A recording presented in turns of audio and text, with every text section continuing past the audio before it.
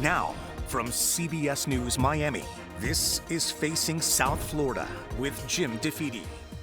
Welcome to Facing South Florida. I'm Laura Pastrana, filling in for Jim DeFede, who's out sick. The Florida legislature is heading into its final 3 weeks. Last week, the Florida House passed a measure that would give voters in November the chance to eliminate property taxes on all homesteaded properties. The only exception would be funding for schools.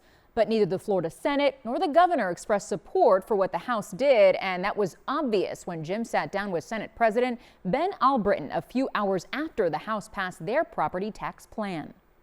The House obviously passed earlier today a bill that they're proposing for property taxes that would abolish all homesteaded property taxes across the board, except for property taxes as it relates to schools.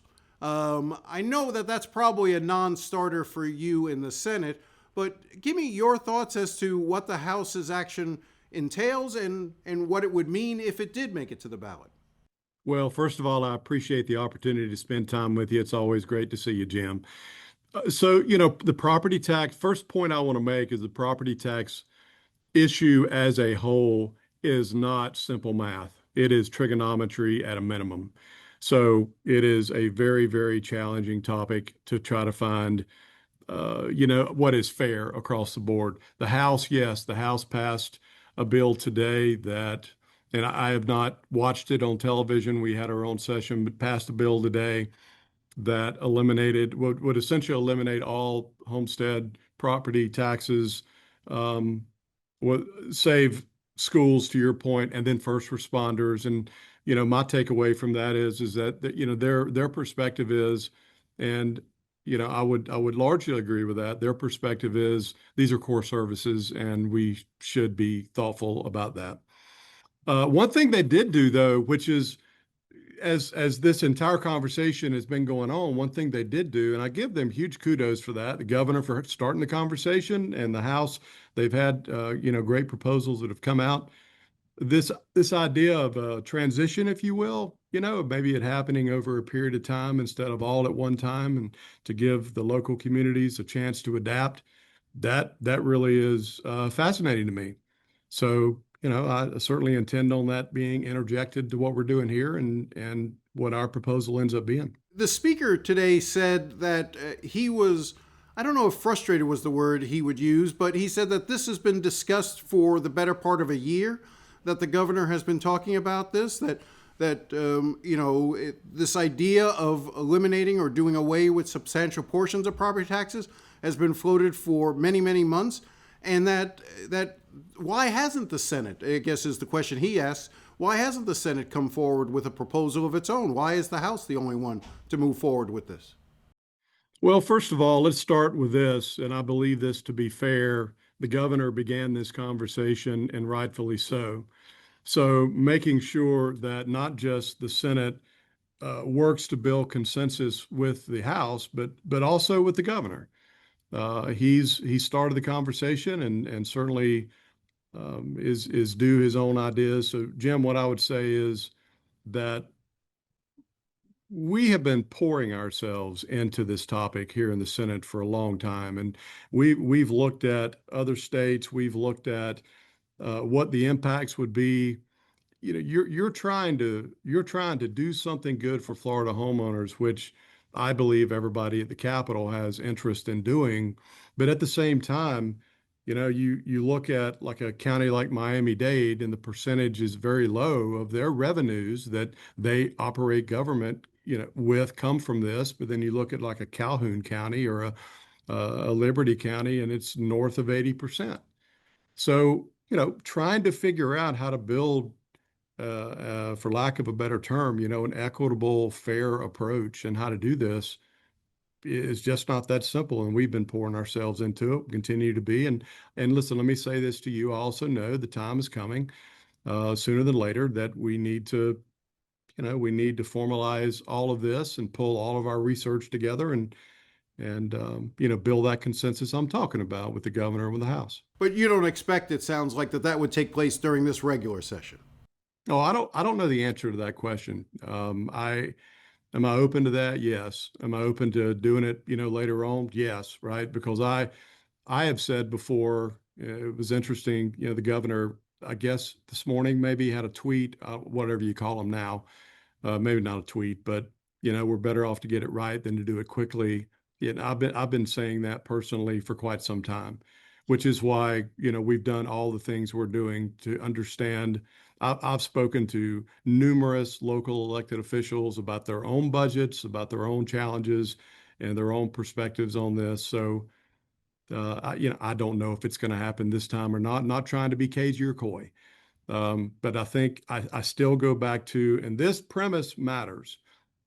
Getting it right really matters. And then second of all, we are committed to making sure that whatever the mix is or whatever the proposal is, that the ballot summary is something. Like, Florida voters are smart, and whatever they read that is the ballot summary on what this is going to be, it needs to not be circular talk. It needs to be easily understood. They need to be able to read through that and sit there and say, you know what? I understand this. I see its impacts on me, see what its impacts could be on our community, and yes or no. That's simple.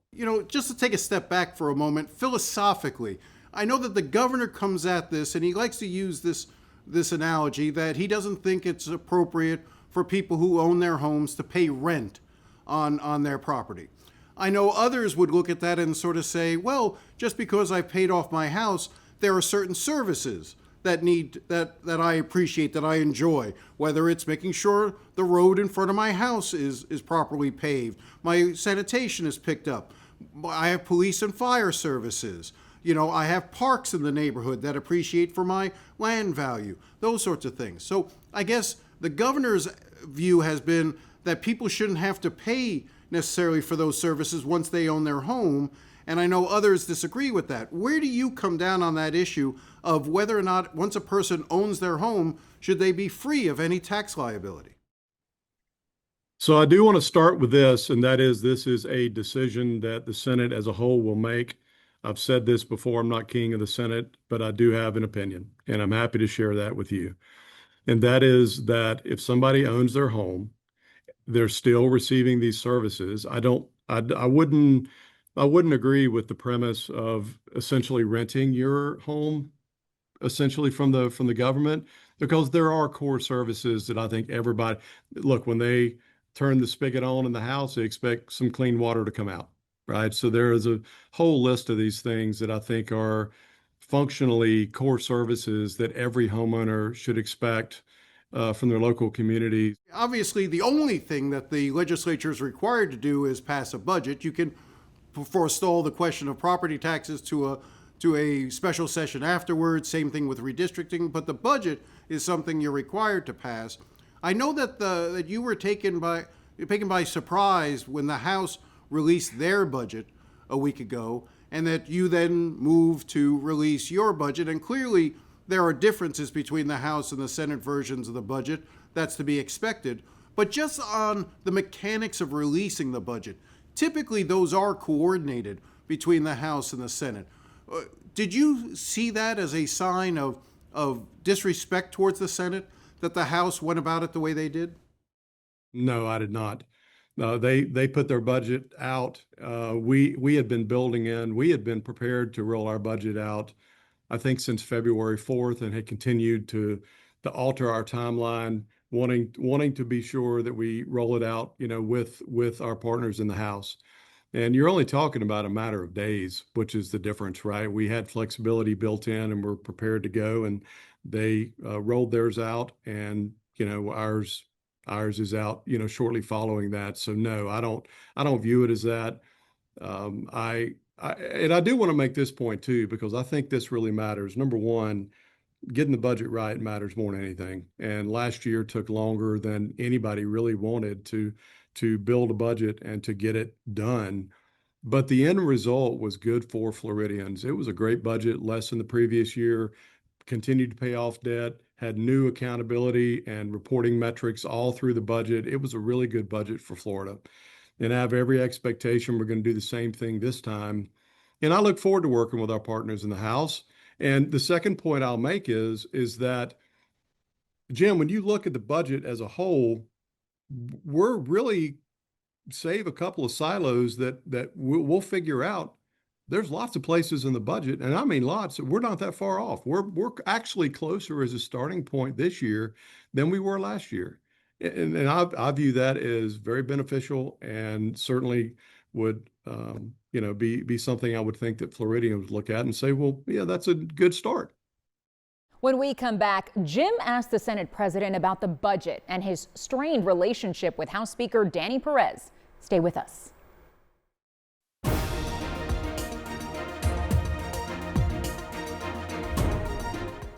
Welcome back. The Florida legislature is required to do only one thing, and that's pass a budget. This year, the House under Speaker Danny Perez is trying to cut off a lot of the emergency funds Governor Ron DeSantis has used during his time in office, arguing there needs to be greater oversight and accountability. During their conversation last week, Jim DeFede asked Senate President Ben Albritton about the Speaker's proposals, including cutting all funding for Hope Florida. Let me just ask about Hope Florida. Do you believe that there is a place for Hope Florida in the budget for next year? Because the House right now doesn't seem to think there is one. Yeah. Look, I have said from the very beginning that I believe the mission of Hope Florida is good. And, being able to connect people that are struggling to places where they can find the right resources and get life back on track makes perfect sense to me. I am wide open to the conversation about, how it's done, what type of, additional accountability and all those things. I'm wide open as president, and I believe the Senate would be too, on what those measures should be and the pros and cons of each. But, you ask about the mission of Hope Florida, and I would say that I think the idea and the mission of Hope Florida is a good one. When it comes to emergency spending and the renewal of emergency declarations by the governor on immigration, do you think that's been appropriate? And more importantly, with those declarations comes his ability to spend hundreds of millions of dollars in often no bid contracts and in issues that we may or may not. I think we're right now dealing with an issue with the federal government where at least $600 million, possibly more, of money that was outlaid by the state for things like Alligator Alcatraz and other expenditures have not been reimbursed by the federal government, that money has passed due what should have been coming in. Does that concern you at all as to whether or not the state will be able to recoup those dollars from the federal government? I would say concern would be the wrong word for me. I would say that, historically, and even today, I believe we're going to get reimbursed for those. I believe that the mission of, having a greater level of immigration, just call it accountability, is an important one. But as it relates to the federal government, sitting here today, do I wish we had already been reimbursed? Of course. But I do believe in the end that what they've said is true, that they're going to reimburse us for these things. And, at some point in time in the future, we're going to look back and say, wow, that was a pretty substantial blip on the screen. But, we've been reimbursed and things are continuing to move forward. Do you think there has been enough accountability when it comes to how the governor and the executive branch has been spending that money? There was no fanfare and, I didn't, take the media with me, but I will say this, and not trying to hide anything. I just felt like I wanted to go down and take a look at Alligator Alcatraz and see what the operation was about. It is certainly well done. I can give them credit for that. Very well thought out. And, the treatment of the folks that are in there appeared to me to be very good. And, that mission seems to be moving forward well. So from additional accountability and additional measures that will help, the government of the state of Florida to produce better government, I'm open to those conversations, every day. And I believe the Senate would be as a whole. I did want to ask about Senate Bill 1134 by Senator Yarborough on DEI. There's been a number of folks who have raised some concerns about that bill, including the entire Miami Beach City Commission, which is made up of both Republicans and Democrats. They've raised concerns that the language in that bill is so broad and so ill-defined that, for instance, many issues, even if they were to support like a Jewish Heritage Month, that could be the focus of a litigation as a result of that bill. And I know that when that bill was in committee, the sponsors basically said, well, that'll be for the courts to decide. I see that as problematic because I'm not sure what the problem is that bill is designed to fix. I'm curious as to your thoughts as it relates to that bill. Well, let me say this as a premise that I do not believe that, forcing DEI into the system is going to produce the result that society as a whole needs to produce. And that is, we should, as a society, we should be, focused on loving our neighbor as ourselves. I know that sounds very, canny or coy, but, that's how I live my life. So, there's a lot of things that are broken in society that if we just apply ourselves and our better angels, we would get better results. That being said, sure, there's a lot of concern in and around that bill. I've not heard that about the Miami City Commission. Appreciate you bringing that up to my attention. So just like any other bill, that bill has been heavily debated. It has been scrubbed, scrutinized. As it continues to move forward through the process, my goal is, like every time, I want the senators to do their work. I want their voice to matter. And, as it relates to their own communities and as it relates to their own perspectives, they're free to voice those opinions. Saw that today on several bills on the Senate floor. And quite frankly, it was glorious to watch. And that's what the Florida Senate, no, really, and that's what the Florida Senate should be about. We attack issues, we don't attack each other. And it was great to watch. We can agreeably disagree and we can have robust debate and conversation. That's what the entire government was set up to do. And we're doing our best to adhere to those. Let me ask you one last question, because I do think it's a question that a lot of people, observers, sort of look at and like to play armchair psychiatrist sometimes, is the dynamic relationship between you and the speaker. The perception is that you and the speaker are not really in sync as you were when you both began, at the beginning of the previous session. And that there's some continuing tension, including last year, the failure by the House to take up a bill that was important for you, rural renaissance. How do you view your relationship currently with Speaker Danny Perez? So it's been an interesting journey. And I mean that in the most beneficial terms. Danny Perez will be a friend of mine until God takes me off this earth. I will tell you, if I was broke down and my family was broke down in Miami, he'd be my first call. So, does that mean that we agree on all the policy and agree on certain appropriations and we agree on everything? No. There's a natural process that has shown itself, and that is the personality of the House and the personality of the Senate they're different. And does that mean that I don't respect the speaker and don't every single day look for ways to be able to work together with him and try to bridge some of the gap we have on policy ideas? No, it doesn't, right? I'm still interested in that, and I believe he is as well. So look, I think it's important for your viewers to understand that having disagreements inside the political process is completely natural. And it really is. It goes back to how you approach it. And, I am going to do everything in my power to make sure that I'm being, a good partner with the speaker. And we'll continue to find ways to be able to help Floridians and do a good job for Florida.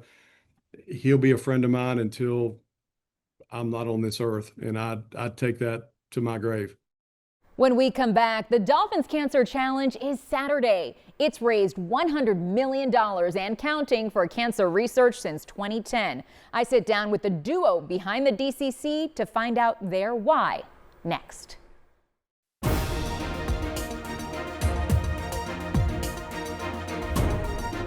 Welcome back. Saturday morning, thousands of people will take part in the 16th Dolphins Cancer Challenge. The funds raised at DCC go directly to Sylvester Comprehensive Cancer Center. Next weekend, participants and organizers will be celebrating a milestone that was hard to imagine when this all began. $100 million raised and counting to fund the fight against cancer.